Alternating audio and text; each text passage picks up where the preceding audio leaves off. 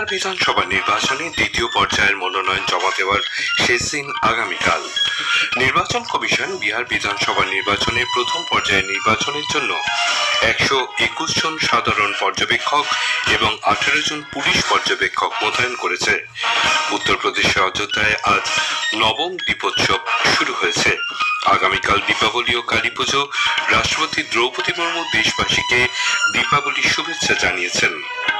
প্রবীণ ও মহিলাদের অস্টিওপোরোসিস রোগ প্রতিরোধে আয়ুষ মন্ত্রক আয়ুর্বেদিক পদ্ধতি অবলম্বনের আহ্বান জানিয়েছে।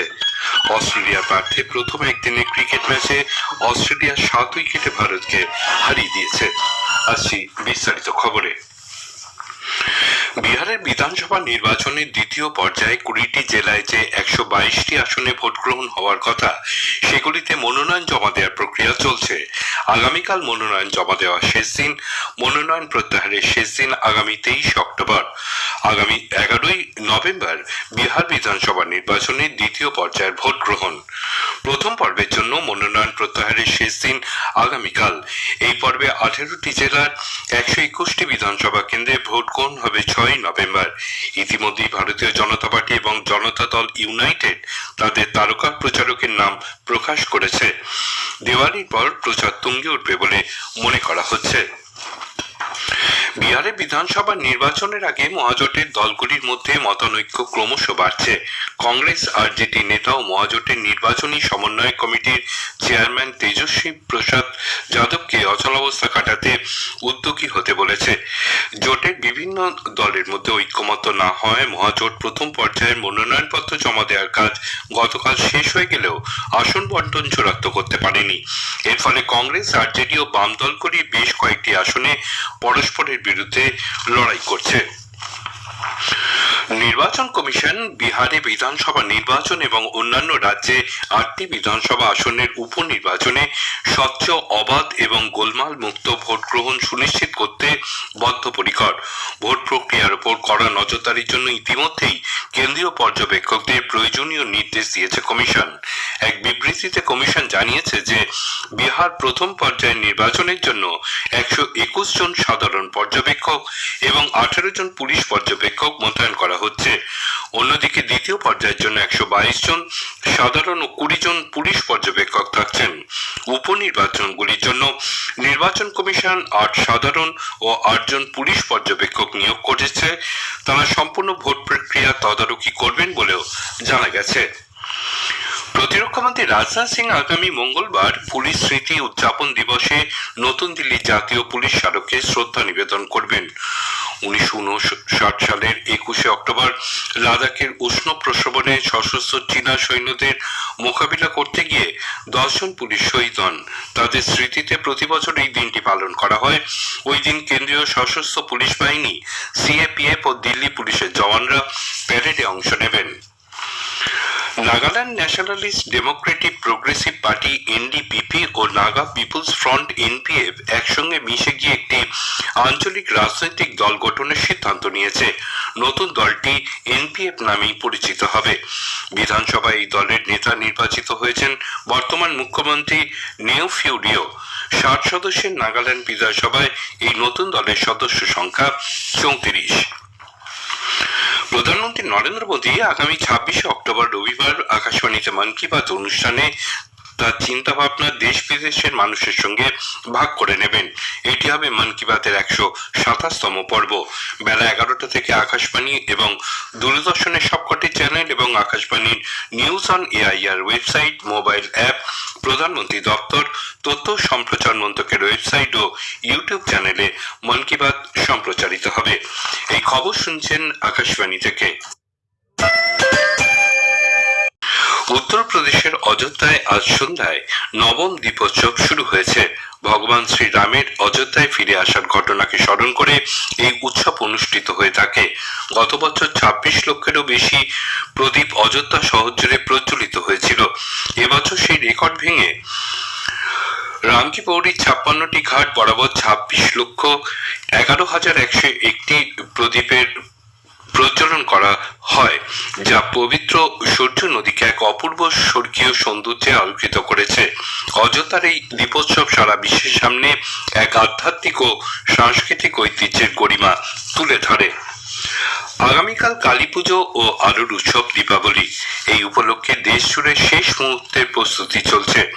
রাষ্ট্রপতি দ্রৌপদী মুর্মু দেশবাসীকে দীপাবলির শুভেচ্ছা জানিয়েছেন। দীপাবলি উপলক্ষে যাত্রীদের সামাল দিতে ভারতীয় রেল দেশ জুড়ে বহু স্পেশাল ট্রেন চালাচ্ছে।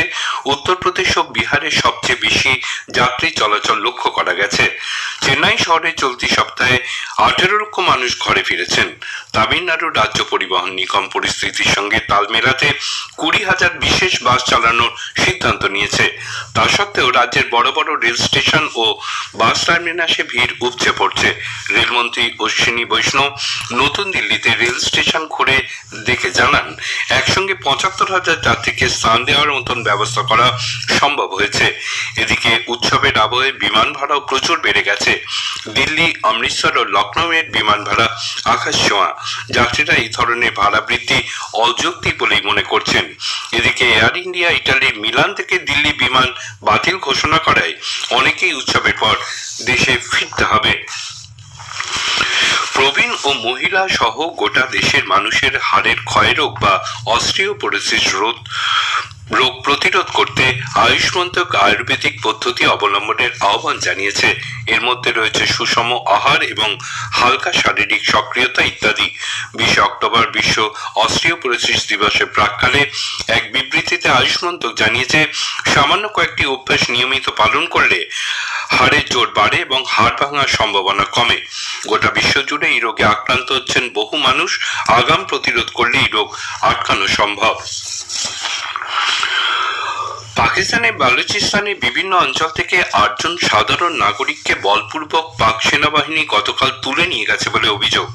আঞ্চলিক সংবাদ মাধ্যম জানিয়েছে, বেশ কয়েকজন যুবককে পাঞ্জুর, মাস্তুং এবং খারান অঞ্চল থেকে অপহরণ করে অজ্ঞাত স্থানে নিয়ে যাওয়া হয়। মানবাধিকার সংগঠন বালুচ ইয়াকজেতি কমিটি গতকাল গোটা বালুচিস্তান জুড়ে পাক সেনার এই ধরনের অপহরণ, খুন এবং নির্যাতনের অভিযোগ তুলে ধরে। এক রিপোর্টে মানবাধিকার সংগঠনটি উল্লেখ করে যে কুয়েটা, কেচ এবং আওয়ারান সহ বালুচিস্তানের একাধিক জেলা থেকে বড় সংখ্যায় অপহরণ এবং নিখোঁজের ঘটনা ঘটেছে।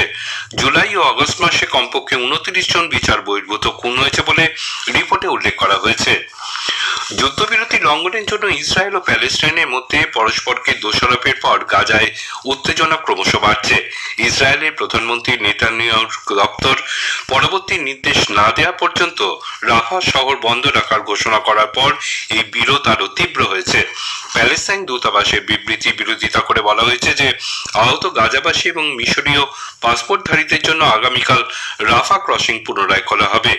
হামাস নেতানিয়াহুর এই অবস্থানকে যুদ্ধবিরতি চুক্তি ব্যাহত করার জন্য একটি তুচ্ছ অজুহাত বলে মনে করছে। ভারতের Tanvi Sharma world badminton junior চ্যাম্পিয়নশিপে রূপো পেয়েছেন। গুয়াহাটির ন্যাশনাল সেন্টার অফ এক্সেলেন্সে আজ মেয়েদের সিঙ্গলসের ফাইনালে তানভি থাইল্যান্ডের অন্নপাত ফিচিত প্রিচাসাকের কাছে 7-15, 12-15 স্ট্রেট গেমে পরাজিত হয়েছেন। 17 বছর পর এই প্রতিযোগিতায় কোনো পদক জিতল ভারত। পার্থের অপ্টা স্টেডিয়ামে বৃষ্টি বিঘ্নিত প্রথম একদিনের ক্রিকেট ম্যাচে অস্ট্রেলিয়ার ডার্কওয়ার্থ লুইস পদ্ধতিতে ভারতকে 7 উইকেটে হারিয়ে 3 ম্যাচের সিরিজে 1-0 এগিয়ে গেছে। ইন্দোরে হোলকা স্টেডিয়ামে আজ মহিলাদের একদিনের ক্রিকেট বিশ্বকাপের ম্যাচে ইংল্যান্ড ভারতের সামনে জয়ের জন্য 289 রানের লক্ষ্যমাত্রা রেখেছে। টসে জিতে ইংল্যান্ড প্রথমে ব্যাট করে 50 ওভারে 8 উইকেটে 288 রান তুলেছে। শেষ করার আগে খবরের বিশেষ অংশ আরেকবার। বিহার বিধানসভা নির্বাচনে দ্বিতীয় পর্যায়ের মনোনয়ন জমা দেওয়ার শেষ দিন আগামীকাল। নির্বাচন কমিশন বিহার বিধানসভার নির্বাচনের প্রথম পর্যায়ের জন্য 121 জন সাধারণ পর্যবেক্ষক এবং 18 জন পুলিশ পর্যবেক্ষক মোতায়েন করেছে। উত্তরপ্রদেশের অযোধ্যায় আজ নবম দীপোৎসব শুরু হয়েছে। আগামীকাল দীপাবলি ও কালী পুজো। রাষ্ট্রপতি দ্রৌপদী মুর্মু দীপাবলির শুভেচ্ছা জানিয়েছেন। খবর এখনকার মতন শেষ হলো। এর পরের খবর স্থানীয় সংবাদ 7:50 মিনিটে।